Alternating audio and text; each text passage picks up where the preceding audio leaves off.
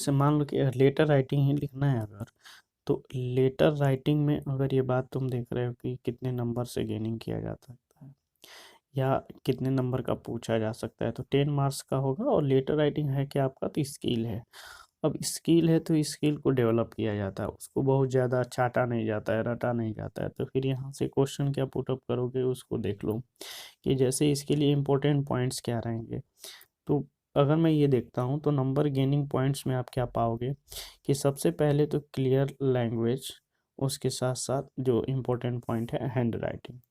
अर्थात कहने का मतलब क्या है कि एग्जामिनर का जो अप्रोच होता है लेटर राइटिंग को लेके, वो इस बात पे डिपेंडेंट करता है कि आपका जो लैंग्वेज है, यानी जो आपने हैंड राइटिंग में इसमें लेटर को लिखा है वो कितना क्लियर है। इसको एक एग्जांपल से समझ सकते हैं कि जैसे कि मान लीजिए कि आपके पास क्या है कि ये 3 लड़कियां हैं, अगर लड़के हैं तो,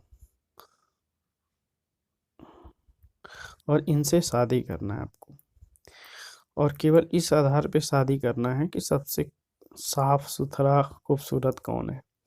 तो ये है सबसे खूबसूरत, ये थोड़ा उससे कम है, और ये है इससी जो एक तरीके से, और साफ सुथरा मतलब सबसे गंदगी रखी है। तो आप किससे शादी करें? जाहिर सी बात है कि आपका जो जवाब आएगा एक ही तरफ आएगा, क्योंकि ये साफ सुथरा है। एग्जामिनर भी ये पहला अप्रोच देखता है लेटर राइटिंग या एस्से में कि आपने क्या किया है, अर्थात कितना साफ सुथरा लिखा हुआ है। तो पहला पॉइंट तो ये उसका हो जाता है।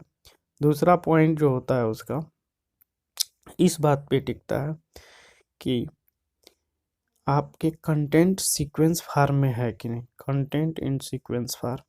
अगर वो सीक्वेंस फार्म में नहीं है तो फिर मुश्किल हो जाएगा। जैसे अब मान लीजिए कहाँ टू लिखना है, कहाँ सेंडर जो है उसको लिखना है, कहाँ डेट लिखना है, कहाँ सिग्नेचर करना है, ये सारी चीज़ें अगर आपको स्पष्ट नहीं है तो फिर दिक्कत हो जाएगा। क्योंकि पहली बार जब उस एग्जामिनर को आप एक तरीके से क्लियर लैंग्वेज लिख देते हैं तो उसका अप्रोच बढ़ जाता है आपके पक्ष की, बहुत अच्छा कैंडिडेट है, लग रहा है अच्छे से लिखा होगा।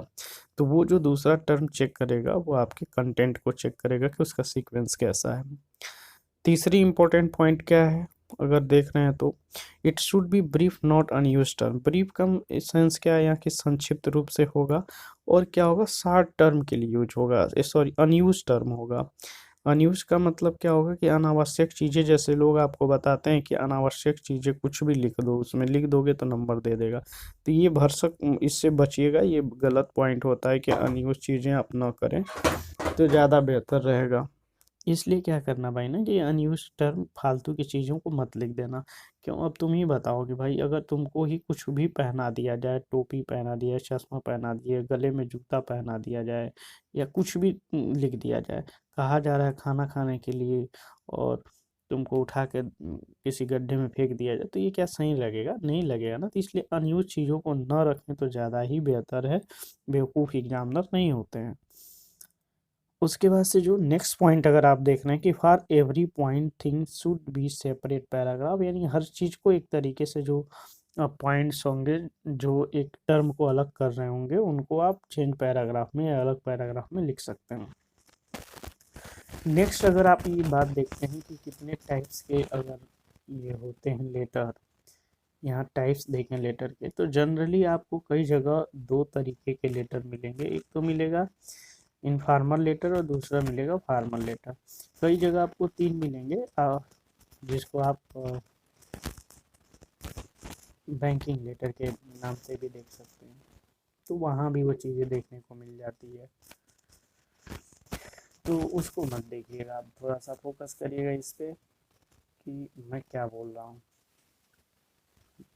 इनफॉर्मल लेटर है क्या, उसको समझिए। इनफॉर्मल लेटर को हिंदी में अनौपचारिक पत्र बोलते हैं। और अनौपचारिक पत्र किसको होता है, मतलब वो एक तरीके से प्रमाणित न हो। जिस तरीके से अगर प्रमाणित की बात समझें तो किसी अधिकारी इन सबको न लिखा जाए, वो अपने रिलेटिव को आप लिख सकते हैं। जैसे अनौपचारिक पत्र अपने फ्रेंड को, अपने माता पिता को, भाई बहन को, और कोई बहुत करीबी रिलेटिव है उसको आप लिख सकते हैं। ठीक, जो आपका फॉर्मल लेटर है, औपचारिक पत्र, ये आपका ऑफिशियल लेटर के भी नाम से जाना जाता है, और इन्फॉर्मल लेटर को पर्सनल लेटर के नाम से भी जानते हैं। तो ये ऑफिशियल लेटर ऑफिशियल से संबंधित लोगों, ऑफिस से संबंधित लोगों को लिखेंगे, जिसमें ऑफिसर्स हैं, जितने भी ऑफिसर्स हो सकते हैं, प्रिंसिपल हैं, एडिटर्स जो न्यूज़पेपर एडिटर्स हैं, किसी भी प्रकार का संपादक हैं, कंप्लेंट्स किसी विभाग में कर रहे हैं, तो उनको ये लेटर लिख सकते हैं। तो मेरे ख्याल से आप टाइप्स को भी समझ गए। और हम लोग देखते हैं कि आखिर वो पोजीशन क्या है जिसके आधार पे हम लेटर को लिखेंगे। फॉर्मल लेटर्स को देख लो। तो इसमें ध्यान रखने वाली, जैसे मैंने अभी कुछ बोला था कि इसमें कुछ जो पॉइंट्स होंगे उसी को ध्यान में रखना होगा, ठीक है ना। और पॉइंट्स में क्या इंपॉर्टेंट बात होती है ना कि किसके बाद किसको लिखना है, कहाँ किसको लिखना है, ठीक है ना। पोजीशन का खेल होता है, पहले से मैं बता दिया हूँ। तो सबसे पहले यहाँ देखिए रिसीवर का नाम लिखा जाता है, रिसीवर्स नेम।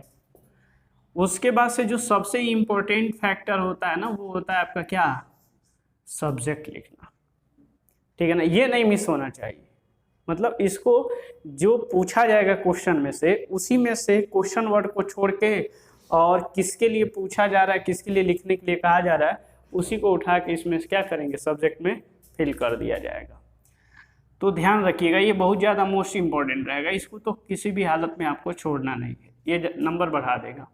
सैल्यूएशन जरूर दीजिएगा, अभिवादन यानी शुरू करते समय सर या मैम से अभिवादन जरूर करिएगा। और फाइनल में जब आप लिख लेंगे लास्ट में, तो थैंक्स आपको धन्यवाद जरूर ज्ञापित करना होगा। लेफ्ट में रिसीवर का नाम होगा, जैसे आप पहले संबोधित करेंगे वोकेटिव टर्म में लेंगे टू को, लिया ना, टू को लिया। इसके बाद से आप क्या करेंगे, इसके ठीक नीचे लिखेंगे the principal XYZ school Kushinagar, ठीक है ना।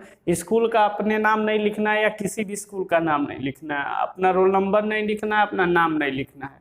क्या क्या नहीं लिखना है, स्कूल नेम, ठीक है ना, school, roll number, school name है, नेम अपना,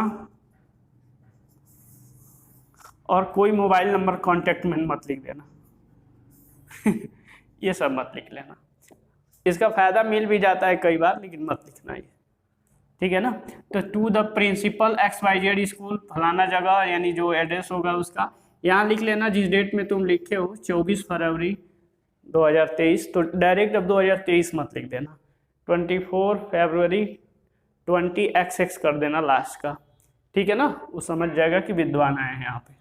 उसके बाद से सब्जेक्ट यहाँ लिखना, सब्जेक्ट मोस्ट इंपॉर्टेंट रहेगा। जैसे मैंने अभी बोला कि shortage of books in library, जो अभी लाइब्रेरी में बुक्स की शॉर्ट आउट चल रही है, शॉर्ट चल रही है, कमी है, उसके बारे में लेके जैसे सब्जेक्ट लिखना। हाँ, सब्जेक्ट को लिखने का दो तरीका है, एक तो जो ये पॉइंट तुम लिखे हो इसके नीचे ठीक लिख लो, ये जो पॉइंट्स लिखे हो ना ठीक इसके नीचे लिख लो। और एक दूसरा तरीका क्या होता है, ध्यान से देखो, अभी मैं सब्जेक्ट को केवल मिटा दे रहा हूँ, केवल अभी देखो यहाँ मिटा रहा हूँ। जैसे दूसरा तरीका क्या हो सकता है कि ये हो सकता है कि ये जो सब्जेक्ट जो यहाँ मैं मिटाया हूँ यहाँ हो जाए, और ये बीच में हो सकता है, कहाँ हो जाएगा, बीच में, shortage of books in library, यानी सब्जेक्ट यहाँ लिखना है और बीच में, यानी इस लाइन से स्टार्टिंग भी हो सकती है और बीच में भी हो जाए, फिर इस लाइन को आपको क्या करना होगा, छोड़ना भी होगा। तो अगर मेरे ख्याल से अगर सब्जेक्ट को, जहाँ तक मैं सबसे एक बेहतर तरीका मानता हूँ कि बीच में इसको लिखोगे तो पॉइंट्स ज़्यादा अच्छे से समझ में आते हैं, क्योंकि एग्जामिनर जो पूरा फोकस करेगा ना, वो दो तीन बातों पे फोकस करेगा कि तुमने सब्जेक्ट लिखा है कि नहीं लिखा है और किसके बारे में लिख रहे हो तुम, बस वही इंपॉर्टेंट होता है। और उसके बाद से नीचे देख लेगा, ऊपर ये देख लेता है, बीच में तुमको जनरल मार्किंग करके कुछ नंबर दे ही देता है, लेकिन जो नंबर तुमको ज़्यादा देने वाला है वो तुम्हारा किस पे देने वाला है, राइटिंग स्किल पे, लेखन कौशल पे, ठीक है ना। लेखन कौशल में देखो इतना ही बात ध्यान रखा जाता है राइटिंग स्किल में, लेटर में, कि जैसे मान लो एक खूबसूरत लड़की है और एक थोड़ी सी डल है, तो किसको पसंद करोगे। ये मुस्कुरा रहा है कि अपना चांस आएगा तो बताते, खूबसूरत वाली की जाहिर सी बात है, ये ह्यूमन नेचर है, ठीक है ना, ऐसा ह्यूमन नेचर है, पता नहीं, केवल देखने के आधार पे कि हमने उसको देखा और उसके बाद से उसको लाइक करने लगे या पसंद करने लगे। तो एग्जामिनर भी यही करता है, पहले वो कॉपी में खूब साफ सुथरा देखता है कि यार साफ सुथरा किसने लिखा है, तो अचानक उसकी निगाहें या जो माइंडसेट होती है वो वहाँ ठहराव ले लेती है और उसको उसकी तरफ पॉजिटिव होने लगती है, उसको नंबर देने लगता है। तो लेटर लिखते समय घसीटना मत, पहली बात ये दिमाग में ले लेना। फिर अभिवादन करना सर या मैम, जिसको भी लिख रहे हो, ठीक है ना, या दोनों लिख देना ऐसे ही सर मैम कामा करके। यहाँ जरूर उस नीचे से देखो, जब ये सर या मैम अभिवादन करो उसको राइट साइड से यहाँ लिखो। मॉडर्न टाइम में कई लोग इसको यहाँ से भी लिखते हैं, लेकिन मेरा मानना है कि बेहतर यही रहेगा कि यहीं से लिखो, ठीक है ना। विद डू रिस्पेक्ट, जब किसी को लिखो तो ये बात जरूर लिखो कि विद डू रिस्पेक्ट, यानी रिस्पेक्ट के साथ, वी हम the students of your school would like to draw your kind attention to insufficient library facilities for our school. मतलब जो विद्यालय में हम आपका ध्यान उधर खींचना चाहते हैं जहां लाइब्रेरी में विद्यालय की इंसफिशिएंट जो नंबर है, यानी मात्रा जो है उनकी क्या है, संख्या जो है कम है, उसके तरह। बाकी इन 2-3 लाइन में वो अपनी बातें रख दो कि क्या क्या हमारी डिमांड है, हम चाहते हैं किस तरह की व्यवस्था हो तो अच्छे से सुधार हो।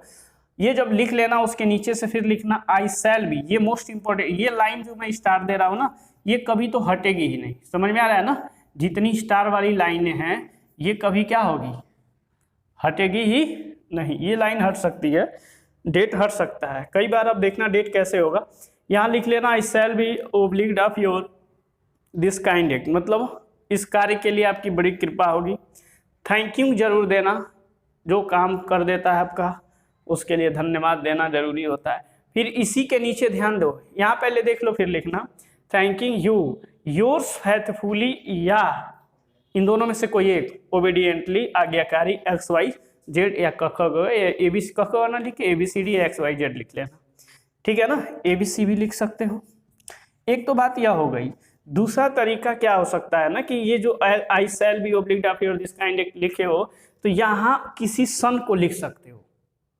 यहाँ क्या लिख सकते हो, किसी सन को, मतलब कि अब इसमें सन को मत लिखना। जैसे छुट्टी ले रहे हो, चाहे कोई और काम के लिए चाह रहे हो कितने से इतने दिन के लिए हमको ये चीज़ें उपलब्ध कराई जाए, तो यहाँ आप डेट वो लिख सकते हो या अंदर भी मेंशन कर सकते हो, लेकिन यहाँ डेट लिख के और फिर ये जो योर फेथफुली ओबीडियंट वाली जो हिस्सा है, ओबीडियंटली वाली, यहाँ तुम राइट साइड में नीचे लिख लोगे तो ज़्यादा बेहतर रहता है कि इसको यहाँ क्या करो, राइट साइड में लिखो। लेकिन मॉडर्न जो लेटर राइटिंग में आ गई है कि यहाँ लेफ्ट साइड में लिखा जा रहा है, ठीक है ना।